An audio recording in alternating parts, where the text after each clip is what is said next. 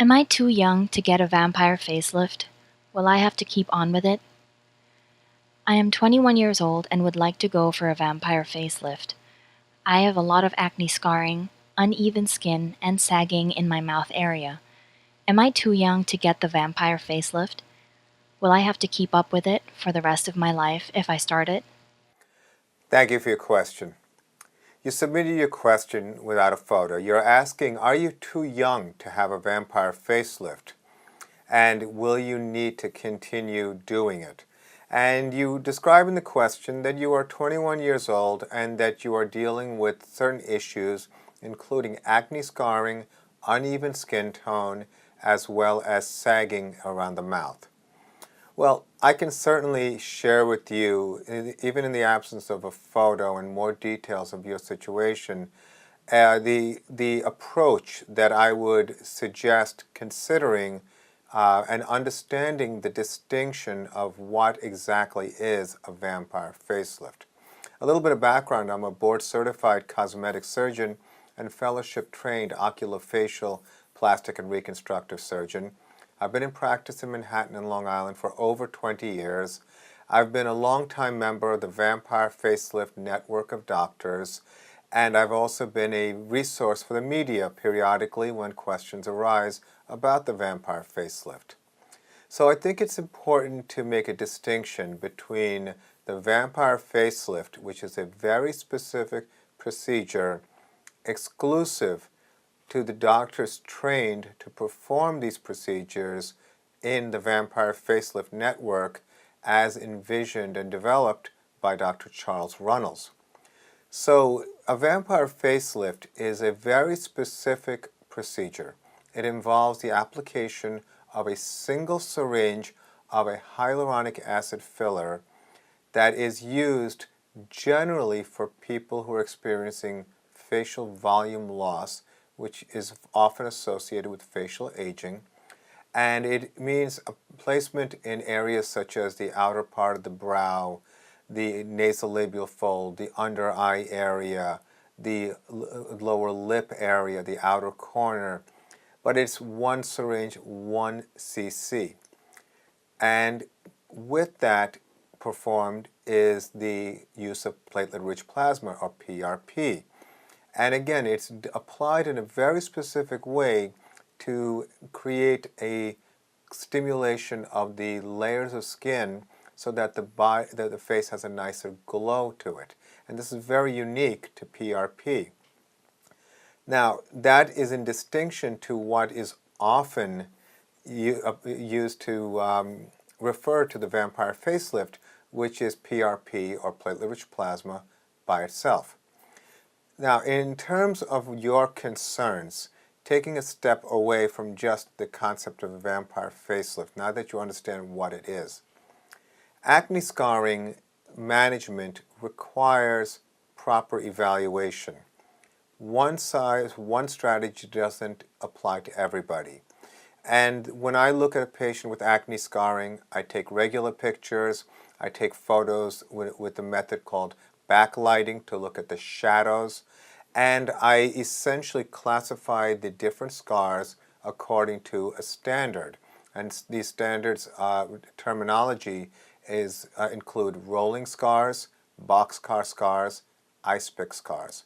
And there are different levels of all of these scarring, but there is a strategy of interventions that are based on these specific types of classification.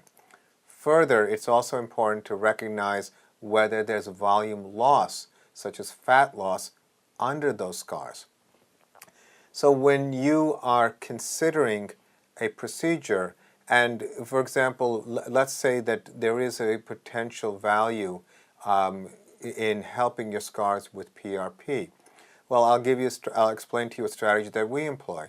We have done a combination of injection of PRP with hyaluronic acid to help fill out the scar.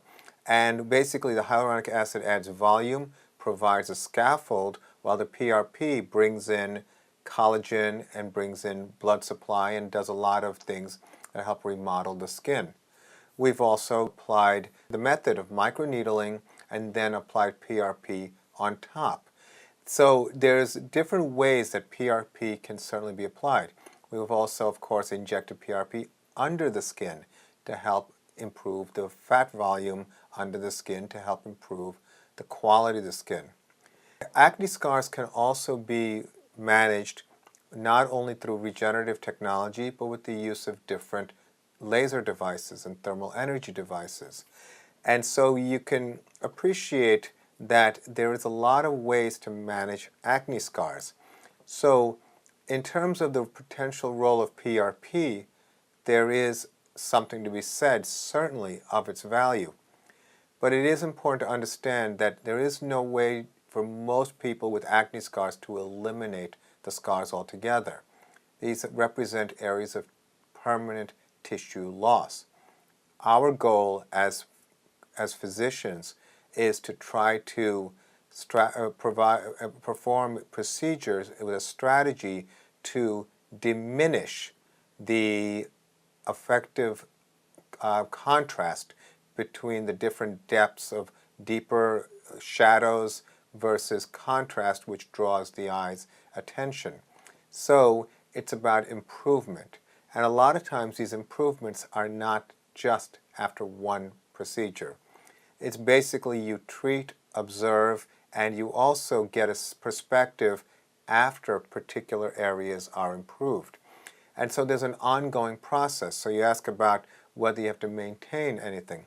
Well, to a degree, there's a certain amount of maintenance, but there's also a treatment plan that usually means that you're building upon what you've done before, whether it's the applications of laser treatments, the applications of injectables, the performance of procedures that basically undermines or releases the scar. There's a lot of things that we can do with acne scarring. So it's important to understand what kind of scars you're dealing with and have a doctor come up with a strategy that works optimally for your situation. So there is certainly an important role, in my opinion and from my experience, treating acne scars with PRP, hyaluronic acid, of the use of PRP. But it's not usually done in isolation. It's done in combination with other treatments so we can get the best possible outcome. As far as uneven skin is concerned, I think more detail would be necessary to address that issue. And for sagging of the mouth, at 21 I can't imagine that there's a significant amount of volume loss unless there was a significant amount of weight loss. But I think when you meet with a doctor about your acne scars, you can show this area that concerns you and decide if there's any intervention that might be of benefit. So I hope that was helpful. I wish you the best of luck. Thank you for your question.